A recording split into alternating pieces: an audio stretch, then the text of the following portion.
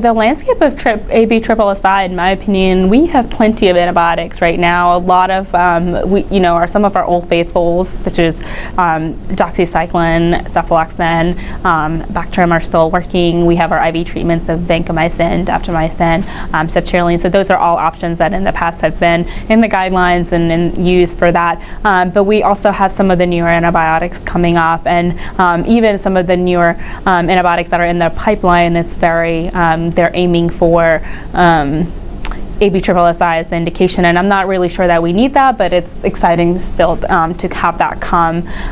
Some of the newer agents, such as the lipoglycopeptides, so dalbavancin and oritavancin, are changing the landscape of ABSSSI, as in with their long half-lives and ability to just have one dose. It kind of takes away the need for oral antibiotics, the need for admitting the patient, and the most important thing that we sometimes worry about with our skin and soft tissue infection patients is compliance.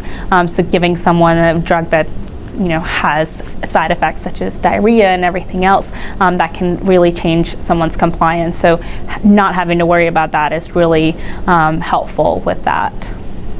As far as unmet needs, I often wonder that by the definition, it doesn't include our diabetic foot infections, it doesn't include our animal bites with that.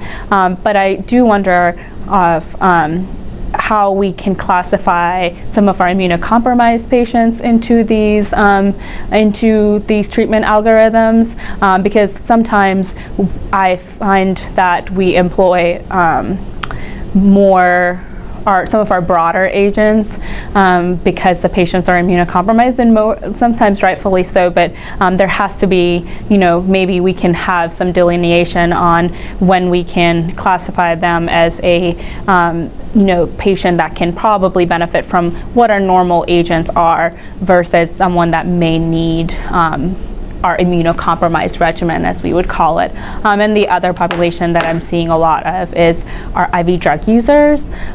So they will have, besides just abscesses and everything else, they usually have complications such as bacteremia or osteomyelitis, but they often will present with cellulitis. So how can we identify them early on and see if any of these agents can be helpful in those settings?